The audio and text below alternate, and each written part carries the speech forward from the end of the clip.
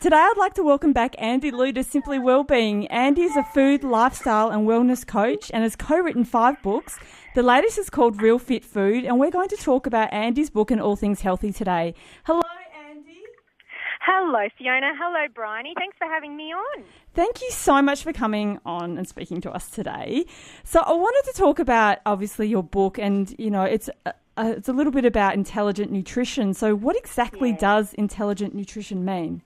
Oh, it's really a good question, because intelligent nutrition is about allowing the body to have intelligence. So intelligence from foods that are more alive so that they give us life. I've got the little ones in the car with me at school holidays. We just went to a play centre and this little one needs a sleep, I think. Oh. But yeah, so the more life the food has, the more micronutrition it has. So that means vitamins and minerals. And we need vitamins and minerals to help us feel full. That's what the brain needs. So what's happening is we're overfed and we're undernourished with foods that aren't alive, very processed, and we land up always searching for something else. Have you ever found yourself doing that, girls, where you're like, what else can I have? What else can I have? Yes, no, I know that. Sorry about that. We just got some music on there for a second. But I remember when I was younger and I used to sort of eat whatever was around, and I'd get a loaf of white bread and I'd literally eat a loaf of it because you just can't get enough. You're just so hungry. Whereas if you eat that really good quality bread, you only really need a piece, you know? Well, that's interesting that you bring up the bread example, because with bread, for example, we might have started off with a whole grain, and, you know, people talk about having whole grain foods and whole foods and things like that. The reason why nutritionists talk about that is because the more whole a food is, the more nutrition it has in it. And what happens is we go and process it and bleach it and do all of these things to it, and we're actually losing the nutrition. So when we eat the white bread, it just basically doesn't satisfy us or satiate us.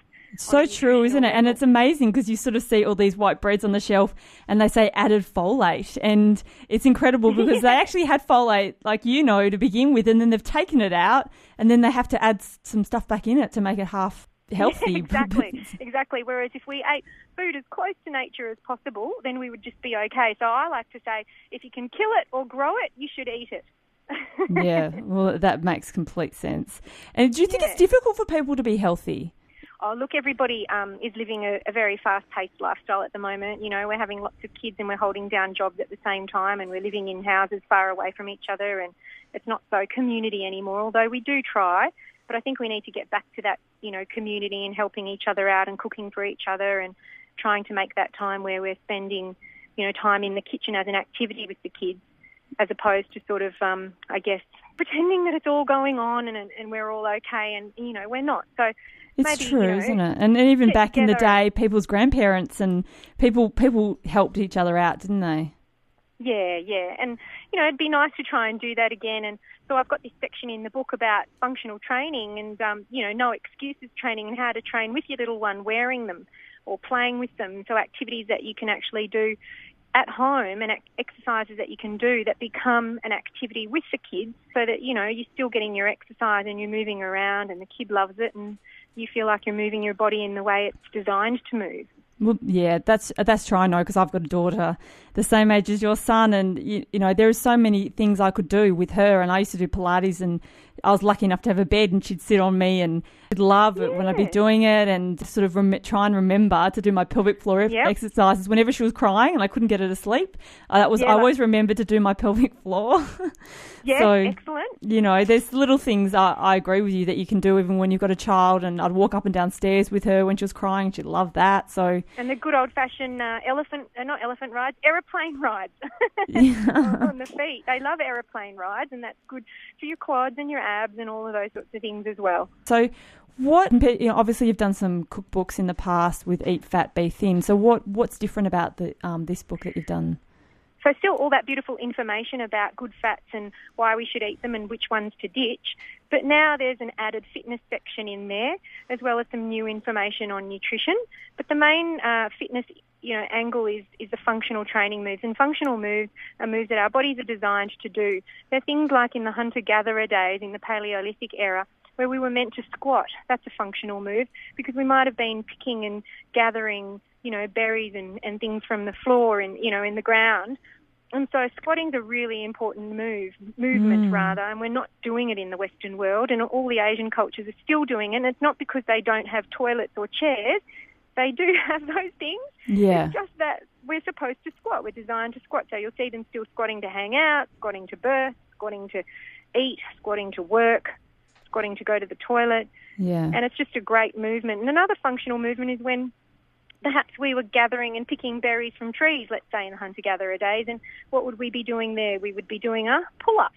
So, there's another functional movement right there. And when we're in the park with our kids, get on the monkey bars and try and do a couple of pull-ups, even if it's only 2 the one day and 3 the next week. That's a movement that we need to practice as well. There's something called a deadlift. It sounds scary, but it's just lifting something heavy from the floor, and knowing how to do that correctly is a really good functional movement. Well, these are all, I think they're great suggestions because, not everyone can afford to go to a gym or have the time. So what you're talking about is all things that we can just incorporate into our everyday lives. Yeah, that's right. So I'm a mum too. I'm busy and I get it. So hopefully this book will give everybody a little bit of what I call fitness inspiration. And also there's some great recipes in the back as well that all have to be fast to do. I call it fit food fast, because if it's not fast, we're not going to do it, are we? So, recipes, good fitness inspiration, and some information about nutrition. Well, I think that all sounds amazing, especially because people have issues with money, especially these days. And so any way that people are getting healthy and it's just costing them to read a book and they can incorporate it into their lives, I think that's excellent. Yeah, exactly. Anything to inspire them. And also I do wellness coaching. So if anybody actually wanted to have a session, they get a free copy of the book when they book in for the wellness session with me. So I just wanted to point that out to your listeners. Well, fantastic. And I know I've done your cooking school, and I think it's unreal. I loved all the foods that you made, and you're such a wealth of information. So if people want to find more anything on you and your books and cooking school, where do they look? Well, it's all on www.realfitfood.com.au.